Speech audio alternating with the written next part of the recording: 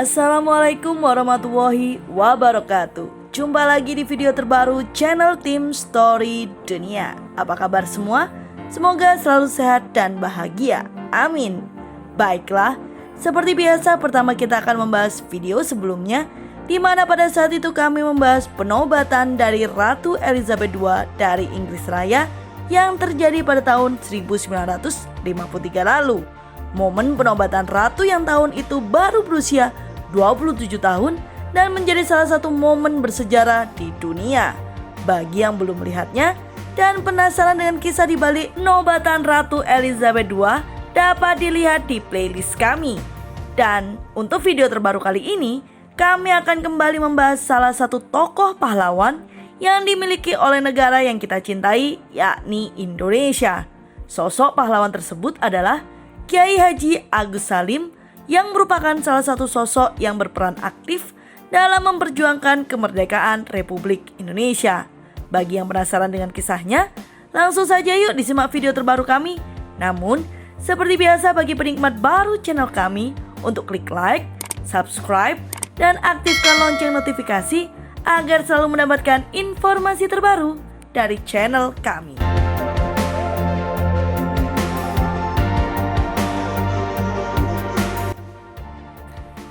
Agus Salim adalah pejuang kemerdekaan yang dinobatkan sebagai pahlawan nasional Indonesia pada 27 Desember 1961. Semasa hidup, ia dikenal sebagai seorang politikus, jurnalis, dan diplomat yang dengan julukan The Grand Old Man. Agus Salim dijuluki The Grand Old Man karena prestasinya di bidang diplomasi dan kefasihannya dalam berbahasa asing. Pasalnya, Agus Salim diketahui menguasai 7 bahasa asing, yaitu bahasa Belanda, Inggris, Arab, Turki, Prancis, Jepang, dan Jerman.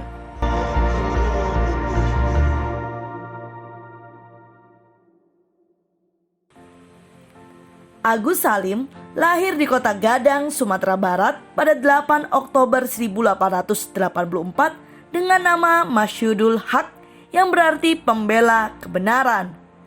Ia merupakan putra dari Sultan Muhammad Salim, seorang jaksa dan hakim kolonial di Tanjung Pinang. Sewaktu kecil, Agus Salim mengenyam pendidikan di Erover Lagere School atau ELS dan lanjut di Hoger Burger School atau HBS di Batavia, di mana ia lulus pada tahun 1903 dengan nilai tertinggi di seluruh Hindia Belanda. Melihat prestasinya, ia berharap agar diberi beasiswa untuk sekolah kedokteran di Belanda. Namun, permohonannya tidak terkabul. Oleh karena itu, Agus Salim yang menguasai banyak bahasa asing sejak usia muda memilih bekerja sebagai penerjemah dan pembantu notaris pada sebuah kongsi pertambangan di Indragiri, Riau.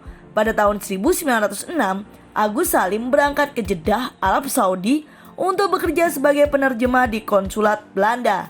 Di Jeddah, ia juga memanfaatkan waktu untuk memperdalam ajaran Islam dan mempelajari diplomasi. Setelah 5 tahun, atau pada tahun 1911, Agus Salim kembali ke Indonesia dan mendirikan Hollands Inlandse School atau HIS.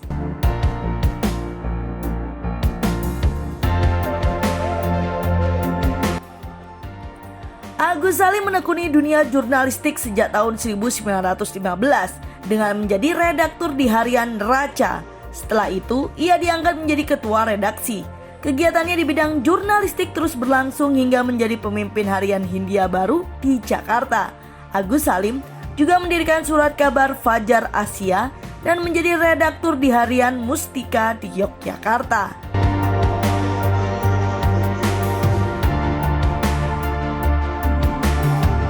Pada tahun 1915, Agus Salim bergabung dengan Hos Cokro Aminoto dan Abdul Muiz dalam organisasi Sarekat Islam atau SI.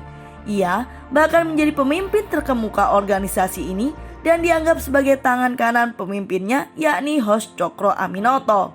Agus Salim sempat dituduh memiliki hubungan yang terlalu dekat dengan pemerintah kolonial Belanda. Hal ini karena surat kabar Neraca yang sempat didanai oleh Gubernur Jenderal Johan Paul van Limburg Stirum pada tahun 1917. Akan tetapi, Pada tahun 1918, neraca justru menjadi media untuk menyampaikan kritik keras terhadap Belanda. Pada tahun 1921, Salim diangkat sebagai anggota Volksraad atau Dewan Rakyat mewakili Sarekat Islam.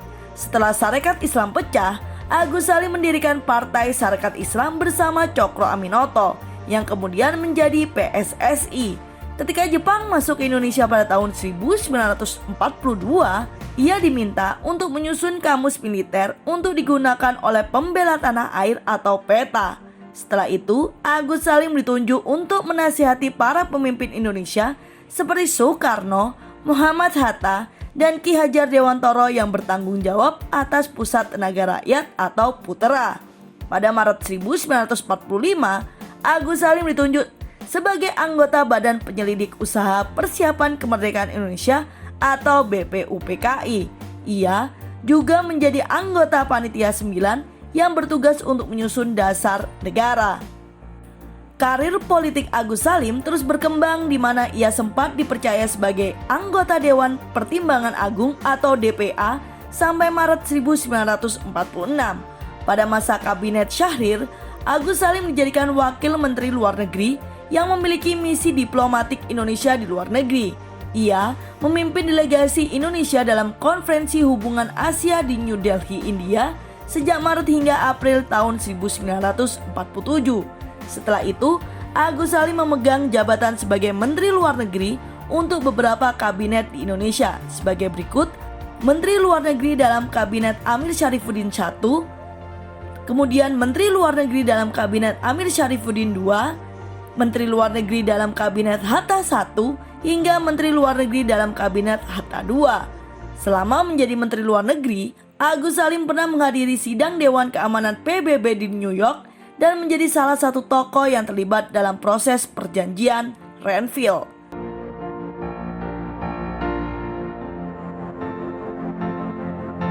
Ketika Belanda melancarkan agresi militer 2 pada Desember tahun 1948, Agus Salim masih menjabat sebagai Menteri Luar Negeri dalam Kabinet Hatta I.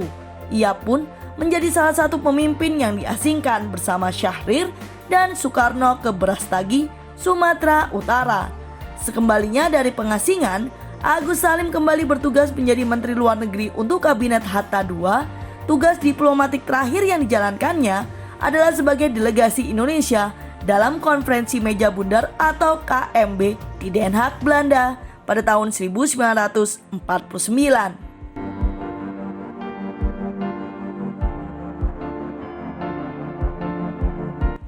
Pada Mei 1953, pesta meriah siap digelar. Kerajaan Inggris mengundang tetamu dari berbagai negara, termasuk pula negara yang baru merdeka 8 tahun, yakni Indonesia.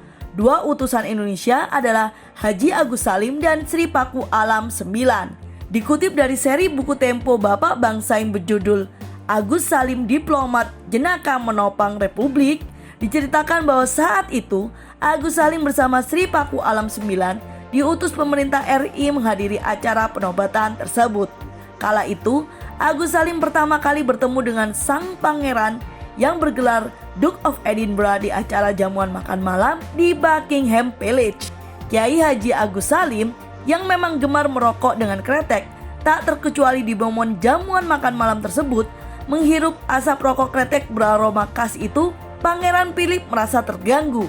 Duke of Edinburgh berkata, "It smells, it smells." Itu artinya sedikit bau. Cerita dari beberapa sumber. Lalu Agus Salim menjelaskan bahwa bau itulah yang membuat bangsa Inggris datang ke Indonesia ratusan abad lalu. Mendengar itu, Pangeran Philip tak tersinggung. Dia justru mulai bersikap ramah dengan utusan dari negeri jauh. Maka suasana pun menjadi cair.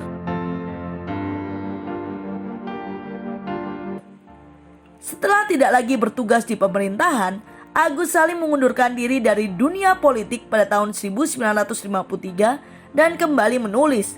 Pada tahun 1953, ia menulis buku berjudul Bagaimana Takdir, Tawakal dan Tauhid Harus Dipertahankan, yang kemudian diubah menjadi keterangan filsafat tentang Tauhid, Takdir, dan Tawakal.